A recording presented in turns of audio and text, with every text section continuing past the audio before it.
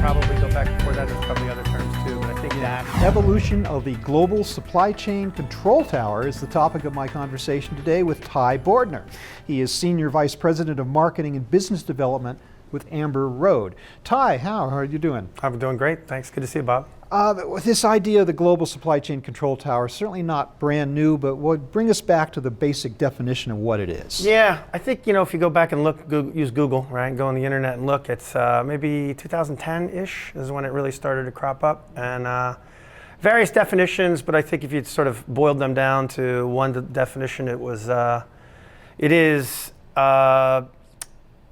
technology, process, people, organization around delivering, initially people started really just using visibility as the key word. And so I think the beginning definition was the ability to track, maybe not just shipments, but beyond that, but sort of an end-to-end visibility to your global supply chain.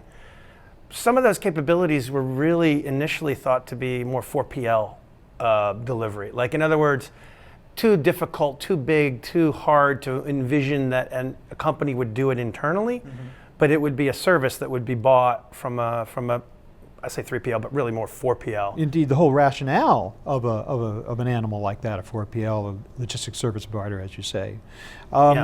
Didn't we refer to them beforehand as dashboards? Wasn't that like an earlier kind of nomenclature? I think there's, probably go back before that, there's probably other terms too, but I think dashboards, yes.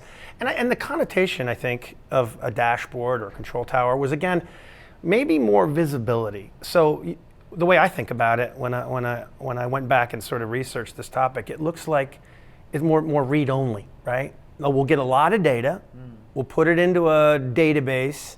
Today they call them data lakes, but put them into a database. We'll associate all this data together, and we'll provide this rich capability to provide visibility. Again, depending on your definition, some people visibility to the movement of the shipment, but maybe a little bit broader than that, right? And then maybe from design all the way through delivery, and a 4PL who is not only using just pure technology, but is having people do a lot of the work, maybe some data entry, right?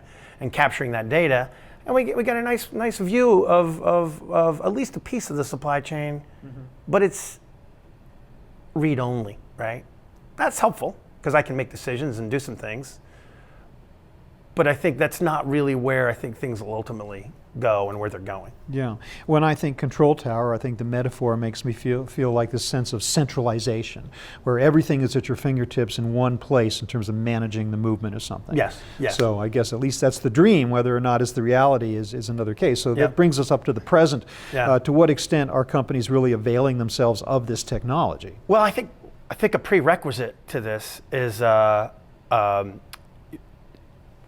digital platform, right? So the problem with the global supply chain is it's so big and complex, right? I mean, there's the demand side of it, right, which has its own set of issues and capabilities and challenges, and then there's the execution side. So if we just focus on the execution side, I think it's the challenge is it's still very broad. I mean, you got sourcing, right? That's execution. I'm trying to collaborate with my suppliers, share information with them. I might need to see visibility into their inventory so that I can be assured they're going to deliver when they say they're going to deliver. You move on to logistics, which is hard enough, right? You're dealing with carriers and transportation contracts, ocean and air. You're trying to manage all that. You really want to track all the physical movements of the goods, right? That's part of it. And you want to know, it's not just tracking the container, but it's like tracking what's inside the container. So you got to have a rich database to be able to model what's inside that container. It's pallets and cartons, and what are the actual products? What are the line items that are in that? And some information that may be even, quote, subline item, right? Like size, color, style, if you will. Anyway, the prerequisite is to have a rich model that can be able to create a digital twin of the real world, right? Well, it's a combination. On one hand, we say that the data was always kind of there, but it was in a read-only mode. But in another way, this is data that was not available to us in any form before. as you say, when you get that granular to an item, to color, to style, to things like that, that's stuff that somebody certainly not ever digitized, if you will, Not right? in- It may have been on pieces of paper or in silos, but never centralized and digitized the way that I'm talking about. That's a word we hear all the time now, digitize, digitization of the supply chain. I guess that, what does that mean to you, Ty, Yeah. exactly? Is it, other than being just a buzzword? It is a buzzword. I think the problem with it is when people say digitization, you've got to talk about the realm you're talking about.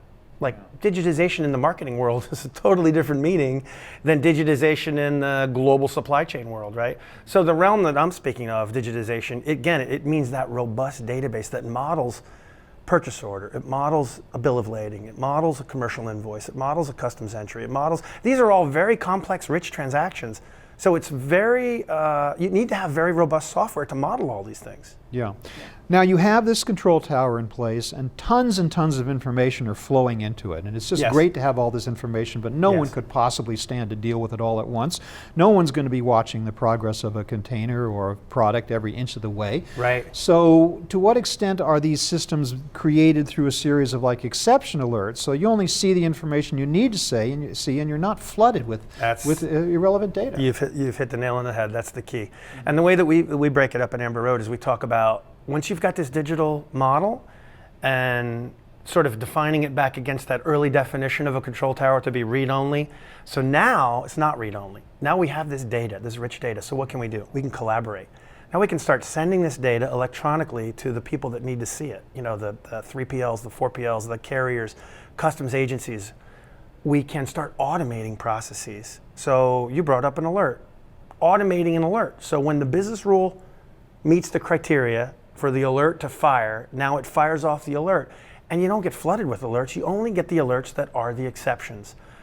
You might get positive, I call them positive alerts, where I want to notify my drayage company when I have a database now that has a little bit of predictive analytics in it that we know 4 hours before we hit the port, we know that 2 hours after that, we're going to be able to pick up the goods, you know, via the truck. Mm-hmm. So 6 hours outside of when, you know, I can send an alert 6 hours ahead of time to let the drayage company know to be at the port, you know, 6 hours from now. And that way the resources are starting to being managed in an optimal way, right? Yeah. Or my warehouse resources. I can let them know that the truck will deliver the goods to the warehouse at midnight, and I don't have to people sitting there in overtime when they have no idea when the goods are coming. So, but the automation is key.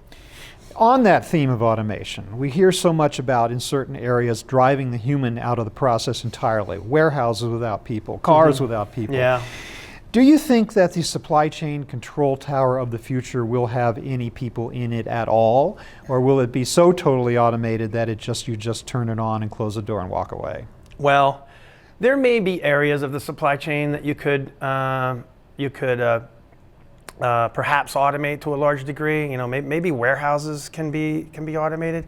I think when you think about the global supply chain and all of the complexity and all of the different people that need to get involved today, you know, hundreds of years from now, you know, I don't know, but I don't think that's going to happen anytime soon. I think software can help, but I can't see, you know, people not being involved. It enables human decision making. Exactly. Better Exception process, but still need humans. Yeah. Good to know. Ty, thank you so much for giving us that very positive view of both technology and people. You're welcome. I really appreciate your being with us. Thanks, Bob. Thanks. Good to be here.